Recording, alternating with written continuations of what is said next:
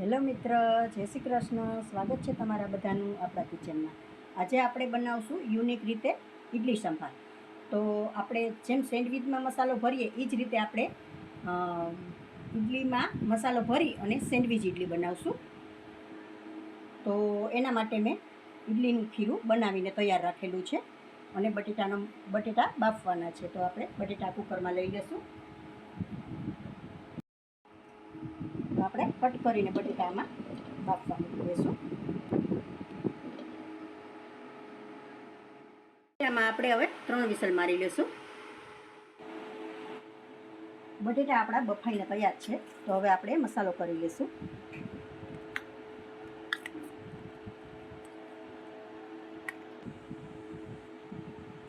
અડધી ચમચી મરચું પાવડર, ધાણા જીરું પાવડર,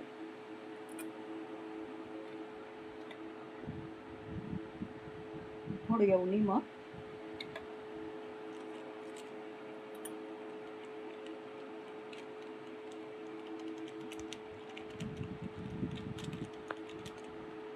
અડધી ચમચી ગરમ મસાલો,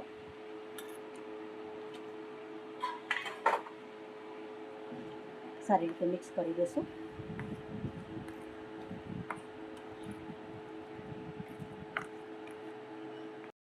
રસ,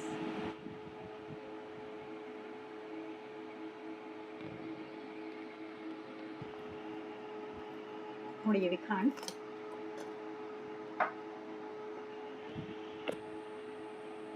ધાણા એડ કરીને સારી રીતે મિક્સ કરી લઈશું.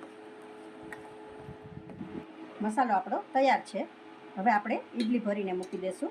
તો એના માટે આપણે વાટકીને તેલથી ગ્રીસ કરી લઈશું. પહેલાં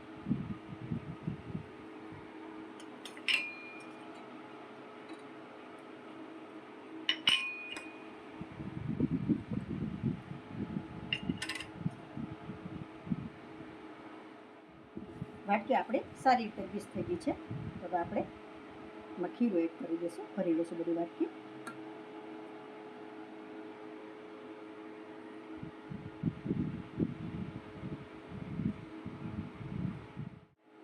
વાટકી સારી રીતે ભરાઈ ગઈ છે. તો હવે આ મેં માવાની વડી બનાવેલી છે. તો હવે આપણે વડી એક એક એડ કરી દઈશું એમાં.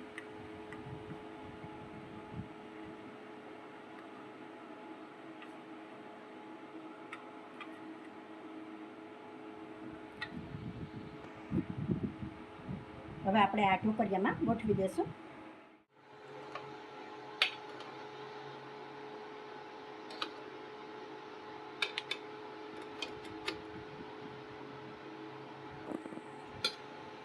પાછું હવે થોડું થોડું ઉપરથી એડ કરી દઈશું ખીરું.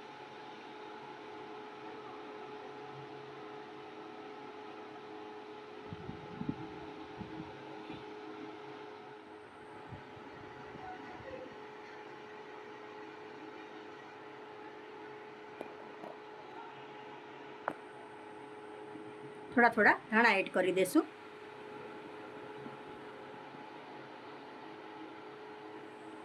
હવે આપણે ઢોકળિયાને બંધ કરી દઈશું. 10 મિનિટ માટે ચડવા દઈશું. અને ઇડલી આપણી બનીને તૈયાર છે. તો હવે આપણે કાઢી લઈશું આમાંથી.